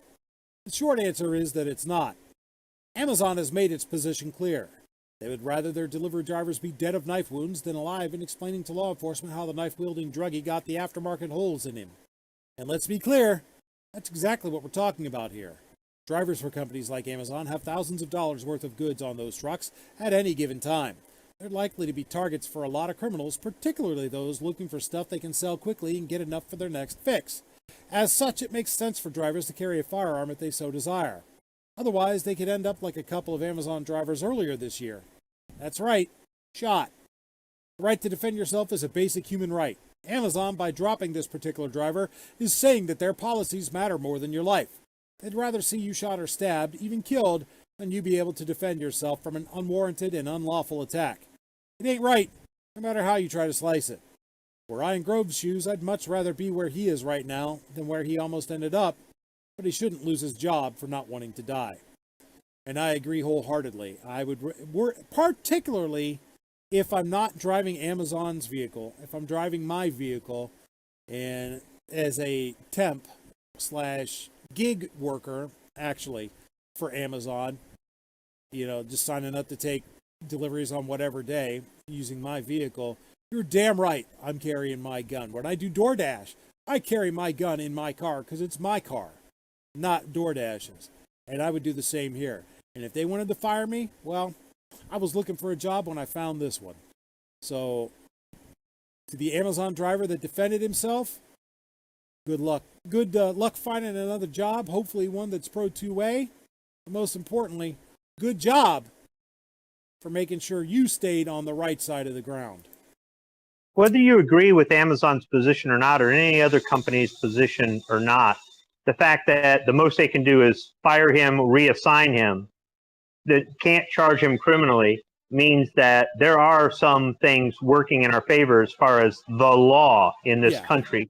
The other thing is, even though I may not agree with the company's policy, I have to abide by it. And if I fail to abide by it, then they can take whatever action they want, whether they want to sweep it under the carpet, give me 3 days off unpaid to think about it, temporarily suspend me, reassign me, fire me, do whatever. I don't necessarily like that, but when you're at work, you have to follow certain guidelines. So my thing is that I agree with his right to be able to defend himself, and if he's using his car, but he's working for them, if they have that rule, it's just like a dress code. If he had a T-shirt that said "fuck Amazon" and the dress code said you can't have a T-shirt that says "fuck Amazon" when you're making deliveries, right? That would be the same difference. That's literally what this is. Now, what he does when he's not working for Amazon is none of their damn business, unless, of course, he's representing the company in some way publicly, like he's a public speaker for the company, he's on commercials for the company, something like that. And then he gets in trouble for, I don't know, say child molestation or something, right? At that point, then I can understand they're going, yeah, once again, they're going to fire him. All right. Yeah. But I think that if we try to take too much away from companies, their ability to do this and do that, then it's going to make it where they're going to go overseas for labor, or they're going to automate labor, or they're going to do other things, and it's going to affect us. At the end of the day, like you said, you were looking for a job when you found this one, you can go look for another job. I think that's what some people fail to understand is if you don't like the conditions there, go find another place to work. If the job is close to home, or it's got good pay or benefits, or you really like it, whatever, you're going to have to put up with, everybody puts up with BS at their job. I don't care what job it is. You either put up with the BS or you move on to something else where there's just different BS. You're trading BS for BS. Yeah. So I think that he should have the right to carry this in his vehicle. He should have the right to carry it, but it's a liability issue. Their lawyers are telling them, don't allow this. This is why I say, if we could get gun ownership and lawful use of a firearm where it's accepted by the American public as mainstream, this is an average, ordinary, regular thing, then you wouldn't have company policies like this, because it wouldn't hold up in court. It'd be a lot harder to sue somebody, a lot harder to prosecute somebody, because they're not looked at a criminal because they had a gun, even though they were defending themselves, even though they weren't breaking any laws. It doesn't matter. They vilify us all the time. If we get rid of that image by being good ambassadors, you're going to see companies, I think, at a certain point say, all right, it's on you, but you got to sign this waiver, or I don't know. I'm throwing things out there, but that's why it's important to be a good ambassador. Next up is this piece from WPBF.com. Man shot, killed after threatening to open fire at party in West Palm Beach. West Palm Beach, Florida. An investigation has been launched after a man was shot and killed after threatening to open fire at a party Sunday night in West Palm Beach. This happened around 10:30 p.m. at a family gathering in the 800 block of 4th Street. Police say things took a turn when two women got into an altercation and the man intervened. The 22-year-old victim, which I hate the fact that they classified this guy as a victim, because he's not a victim. He's the suspect.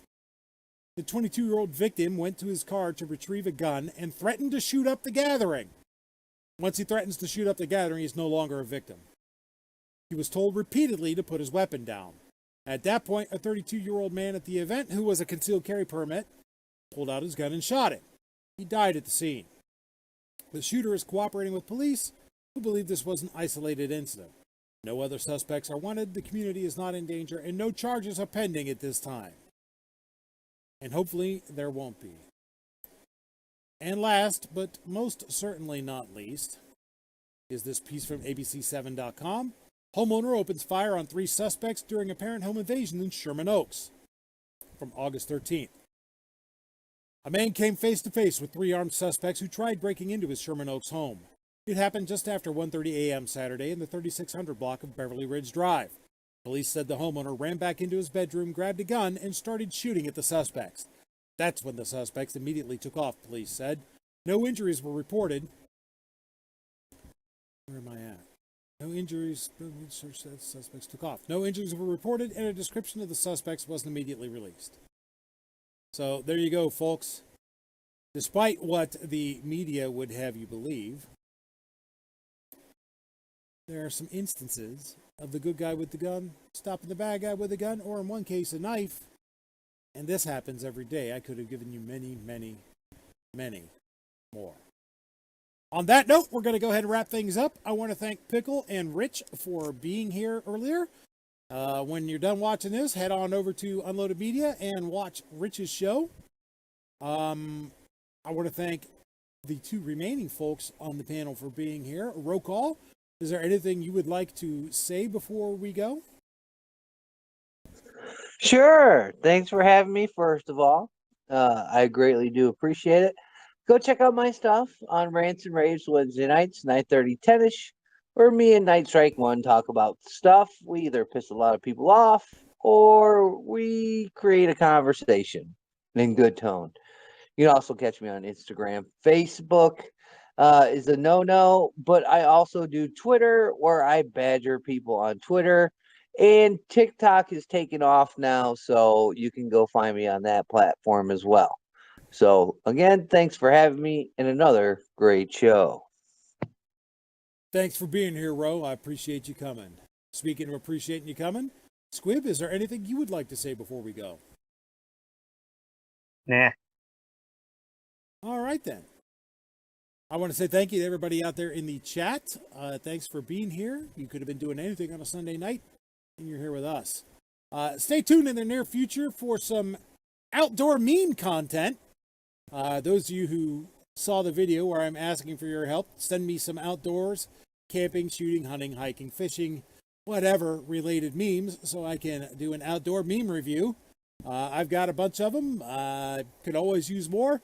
You can email them to me at mike@MK Outdoor Journal or go to the MK Outdoor Journal page on Facebook. You can DM me on Facebook, use Facebook Messenger, or post them on the Budget Buddies page over there on Facebook. Tag me in them on Facebook or Instagram or wherever you find them, and I'm sure I'll end up seeing them. So we're going to have that content in the very near future as soon as I can get a chance to queue up a couple videos. So thanks for being here, folks. And remember, don't ever let a day go by that you don't tell your Congress critters and elected representatives what you think. Send them a snail mail, email, telephone, telegraph, carrier pigeon, bicycle messenger, heliograph, semaphore, smoke signals, whatever you have to do to let them know what you think. And never, ever, ever give up that fight. I'll talk to you guys on the next one.